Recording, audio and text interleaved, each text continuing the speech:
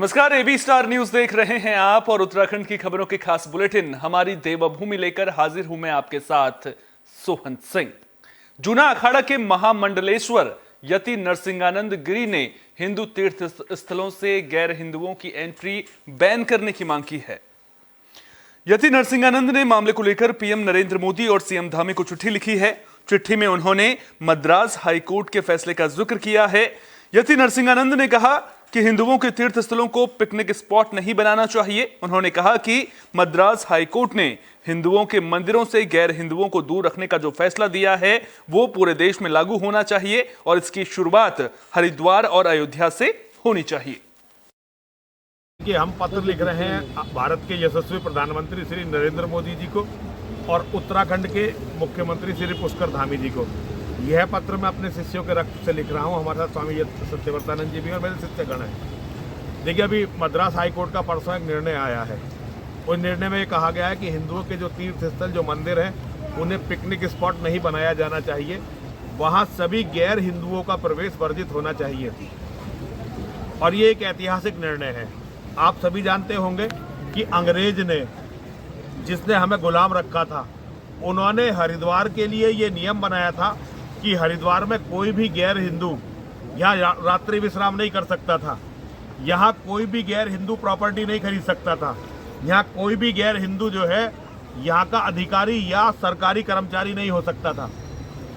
लेकिन ये बहुत दुखद है, धर्मनिरपेक्ष कथा सुनाते वक्त स्वामी रामभद्राचार्य की तबीयत बिगड़ गई, जिसके बाद उन्हें देहरादून के सिनर्जी अस्पताल में भर्ती किया गया है। बता दें कि रामभद्राचार्य यूपी के हाथरस में रामकथा सुना रहे थे। इसी दौरान अचानक उनकी छाती में दर्द हुआ और उन्हें सांस लेने में दिक्कत आ रही थी, जिसके बाद उन्हें अस्पताल में भर्ती किया गया है। डॉक्टरों से मिली जानकारी के मुताबिक अब स्वामी रामभद्राचार्य पूरी तरह से ठीक हैं। डॉक्टरों का कहना है कि निमोनिया की वजह से स्वामी रामभद्राचार्य के फेफड़ों में संक्रमण हो गया था।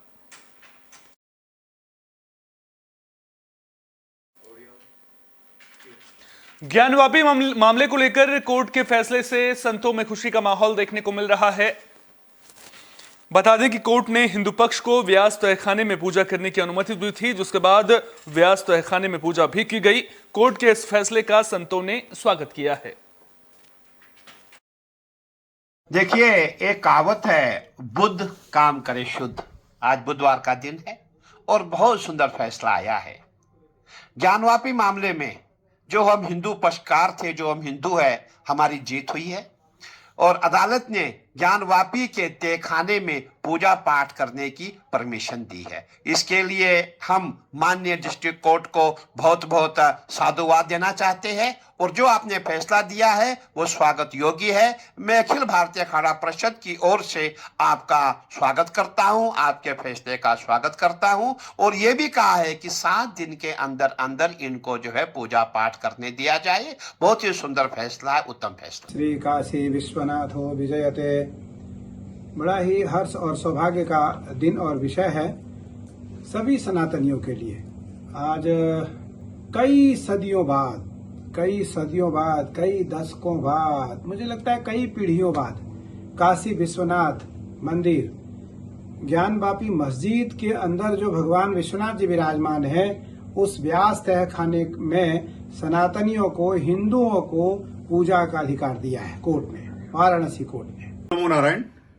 आज कोर्ट ने व्यास जो मंदिर है नीचे, मस्जिद के नीचे वाला हिस्सा, उसमें पूजा पाठ करने की अनुमति दी है हिंदुओं को।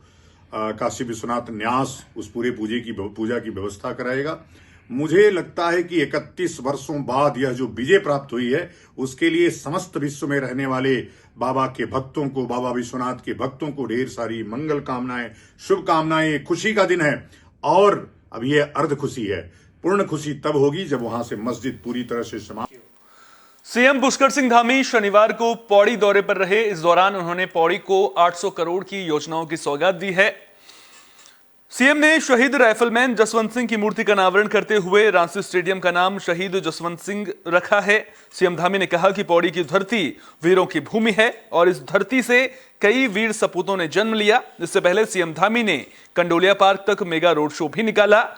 कंडोलिया पार्क में अर्बन हट का निरीक्षण करने के बाद सीएम ने कंडोलिया मंदिर में दर्शन भी किए और ध्यानी कार्यक्रम में शिरकत कर 9 कन्याओं की पूजा की। इस दौरान सीएम धामी ने देश के पहले सीडीएस स्वर्गीय विपिन रावत की मूर्ति का अनावरण भी किया और विपिन रावत पार्क का उद्घाटन किया। जनसभा को संबोधित करते हुए मुख्यमंत्री धामी ने यूसीसी पर कहा कि उत्तराखंड यूसीसी लागू करने वाला देश का पहला राज्य बनेगा। जो हमारी माताएं बहनें हैं उनके उत्थान के लिए, उनके उन्नयन के लिए, उनको आत्मनिर्भर बनाने के लिए उनको हर प्रकार से मजबूती मिले, रोजगार करें, स्वरोजगार करें, आर्थिकी को बढ़ाएं। उसके निमित्त जो आज यहाँ मातृशक्ति महोत्सव जो हमारा मातृशक्ति के उत्थान का उनको एक मंच देने का कार्यक्रम था, उस महोत्सव में आज 850 करोड़ से भी ज़्यादा योजनाओं का लोकार्पण और शिलान्यास हुआ है, जो निश्चित रूप से पौड़ी जनपद के विकास में एक नया अध्याय इससे लिखा जाएगा।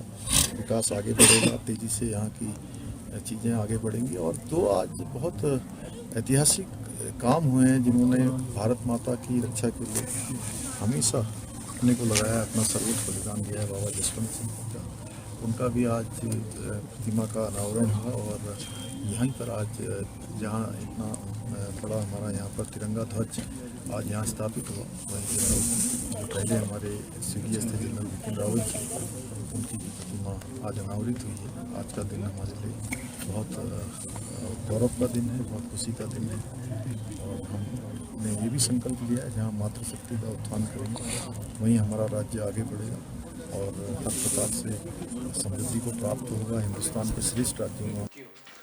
उत्तराखंड में समान नागरिक संहिता यानी यूसीसी पर सियासी महाभारत भी शुरू हो गई है।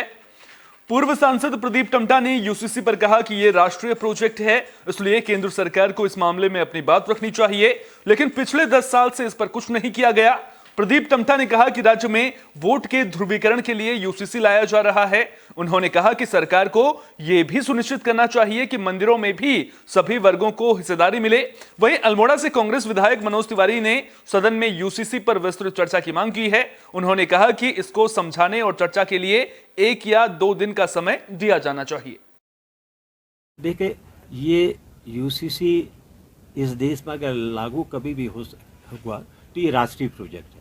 केंद्र की सरकार को इस संदर्भ में अपनी बात को रखनी चाहिए थी, लेकिन 10 साल हो गए भारत की सरकार ने यूसीसी के संदर्भ में कोई पहल नहीं की और राज्य के अंदर ये फिर बीजेपी अपने उसी पोलराइजेशन के का ध्रुवीकरण यहाँ पर करना चाहती है। तो इससे ज़्यादा कुछ नहीं, अगर आ जाए तो हमने कहा ठीक है भैया, यूसीसी एजेंडा जब सब नागरिक समान है तो समाज के कमज़ोर वर्ग के, मैंने एक दिन कहा भी था कि नागरिकों में, भगवान के मंदिरों में भी इन वर्गों को क्या हिस्सेदारी मिलेगी जब सारे नागरिक समान है। देखिए, जैसा प्रदेश की सरकार की मंशा लग रही है कि वो यूसीसी इस विधानसभा सत्र में लाएगी और आज समिति ने अपनी रिपोर्ट सौंप भी दी है और हमारा तो ये कहना है कि अगर सरकार लाती है तो कम से कम हमें 1-2 दिन का समय दे, जिससे कि हम उसका पूरा अध्ययन कर सकें और उसमें विस्तृत रूप से चर्चा हो, क्योंकि पूरे प्रदेश से संबंधित ये प्रश्न है और गहन प्रश्न है। तो इसमें हम मांग करने जा रहे हैं अपने प्रतिपक्ष के लोग कि इसमें हमें जब टेबल होने के बाद हमें 1-2 दिन का समय दिया जाए और उसमें विस्तृत रूप से। लोकसभा चुनाव नजदीक हैं, लिहाजा सभी पार्टियां सियासी मंथन करती हुई नजर आ रही हैं। उसी कड़ी में बीजेपी ने गांव चलो अभियान चलाया है, जिसके तहत हरिद्वार में मंडल कार्यशाला का आयोजन किया गया। कार्यशाला में विधायक आदेश चौहान ने संगठन में प्रवास के लिए लगाए गए कार्यकर्ताओं को उनकी जिम्मेदारियों की जानकारी दी, साथ ही कार्यकर्ताओं को जीत का मंत्र भी दिया। उन्होंने कहा कि अभियान के तहत सभी पार्टी पदाधिकारी और कार्यकर्ता हर बूथ पर जाकर प्रवास करेंगे और लोगों को सरकार की योजनाओं की जानकारी देंगे। भारतीय जनता पार्टी इस देश के यशस्वी प्रधानमंत्री नरेंद्र मोदी जी के नेतृत्व पर, उनके आह्वान पर पूरे देश के अंदर आने वाले 9, 10, 11 को गांव चलो अभियान के तहत गांव-गांव में और बूथ पर जाने वाली है। उसके निमित्त हमारे भाद्रवाद भारतीय जनता पार्टी मंडल के सभी वरिष्ठ कार्यकर्ताओं, हमारे बूथ अध्यक्षों, हमारे प्रवासी कार्यकर्ताओं की यहाँ बैठक का आयोजन किया गया और उनको बताया गया कि उनको 24 घंटे उस बूथ पर लगाना है। उस बूथ पर जो हमारे लाभार्थी हैं उनसे मिलना है, समाज के विभिन्न वर्गों के साथ बैठकें करनी है, वहाँ के स्वयं सहायता समूहों के साथ बैठक करनी है, वहाँ के अध्यापकों बच्चों के साथ बैठक करनी है। गांव चलो अभियान की कार्यशाला का आयोजन किया गया है। गांव चलो अभियान हमारा एक महत्वपूर्ण अभियान है। आने वाले समय में 9, 10, 11 फरवरी को ये अभियान संपन्न होगा। इसमें हमारे बूथ का प्रत्येक कार्यकर्ता दूसरे बूथ पर जाकर 24 घंटे वहाँ पर लगाएगा और बूथ से संबंधित जितने भी काम होंगे वो सब वहाँ पर देखरेख करेगा उसकी। लोकसभा चुनाव को लेकर सियासी पार्टियों के साथ प्रशासनिक अमला भी जुट गया है। लगातार बैठकें की जा रही हैं। इसी कड़ी में हरिद्वार के मेला कंट्रोल भवन में सीमावर्ती जिले के वरिष्ठ अधिकारियों की बैठक हुई। इस इंटर स्टेट बॉर्डर मीटिंग में बिजनौर, मुजफ्फरनगर और सहारनपुर के वरिष्ठ अधिकारी मौजूद रहे। बैठक में लोकसभा चुनाव शांतिपूर्वक संपन्न कराने के लिए सूचनाओं के आदान प्रदान, बॉर्डर पर सघन चेकिंग प्वाइंट चिन्हीकरण समेत कई मुद्दों पर चर्चा की गई। इलेक्शन को लेके जो इंटर बॉर्डर मीटिंग थी वो एक आयोजित की गई थी हरिद्वार में, जिसमें जो नाइबरिंग डिस्ट्रिक्ट्स हैं हमारे मुजफ्फरनगर, सहारनपुर और बिजनौर, इनके सभी एसपीज, उच्च अधिकारी, एसओ इंस्पेक्टर्स वगैरह ने प्रतिभाग किया था और हमारे जनपद के भी सभी उच्च अधिकारियों द्वारा, एसओ इंस्पेक्टरों द्वारा प्रतिभाग किया गया था। इसमें इंटर बॉर्डर जो हमारे चेक पॉइंट्स हैं उस पर चर्चा की गई, जिसमें हम यूनिफाइड चेकिंग करा सकें। साथ में जो इलिसिट लिकर है या जो इलिसिट वेपन है। गोपेश्वर कॉलेज में 2 दिवसीय बूट कैंप का आयोजन किया गया है। बता दें कि ये बूट कैंप देवभूमि उद्यमिता योजना के तहत लगाया गया है, जिसके जरिए युवाओं को स्वरोजगार के प्रति जागरूक किया जा रहा है। कॉलेज के प्राचार्य प्रोफेसर कुलदीप नेगी ने कहा कि सरकारी नौकरियों की घटती संख्या को देखते हुए युवाओं को उद्यमिता की ओर बढ़ना चाहिए। वहीं गुजरात से आए विशेषज्ञ सुमित कुमार मिश्रा ने उत्तराखंड में स्वरोजगार की संभावनाओं पर जानकारी दी। उन्होंने कहा कि उत्तराखंड के पहाड़ी जिलों में सब्जी उत्पादन और होम स्टे की ज्यादा संभावनाएं हैं, इसलिए युवाओं को इस दिशा में सोचना जरूर चाहिए। उन्होंने बताया कि स्वरोजगार के लिए युवाओं को सरकार कई तरह के लोन भी दे रही है, इसलिए युवाओं को पूंजी से ज्यादा व्यावसायिक मॉडल की चिंता करनी चाहिए। ये कार्यक्रम जो है ये बच्चों को, हमारे जो छात्र छात्राएं हैं उनको उद्यमिता की तरफ ओरिएंट करने के लिए, उन्मुख करने के लिए किया जा रहा है। और हम ये चाह रहे हैं कि बच्चे उद्यम या उद्यमिता को ऐसे कैरियर ऑप्शन कनेक्ट करें। उसके लिए यहाँ पर ADI अहमदाबाद से एक्सपर्ट आए हैं, लोकल एक्सपर्ट भी हैं और लोकल। उत्तराखंड पुलिस ने देवभूमि को नशा मुक्त बनाने की पहल शुरू कर दी है, जिसके तहत लगातार कार्रवाई भी देखने को मिल रही है। इसी कड़ी में उत्तरकाशी पुलिस को बड़ी कामयाबी मिली है। मनेरी कोतवाली और एसओजी की टीम ने चेकिंग के दौरान एक तस्कर को गिरफ्तार किया है। आरोपी की गिरफ्तारी गंगोत्री नेशनल हाईवे पर भटवाड़ी से आगे बारसू बैंड के पास की गई है, जिसके कब्जे से 832 ग्राम चरस बरामद की गई है। गिरफ्तार तस्कर नथ्य सिंह के खिलाफ NDPS एक्ट के तहत मुकदमा दर्ज कर लिया गया है। पुलिस कानूनी कार्रवाई में जुट गई है। उत्तराखंड की खबरों के खास बुलेटिन हमारी देवभूमि में फिलहाल के लिए इतना ही। अपना बहुत बहुत ख्याल रखिए। देश और दुनिया की तमाम अहम खबरों के लिए देखते रहिए AB स्टार न्यूज।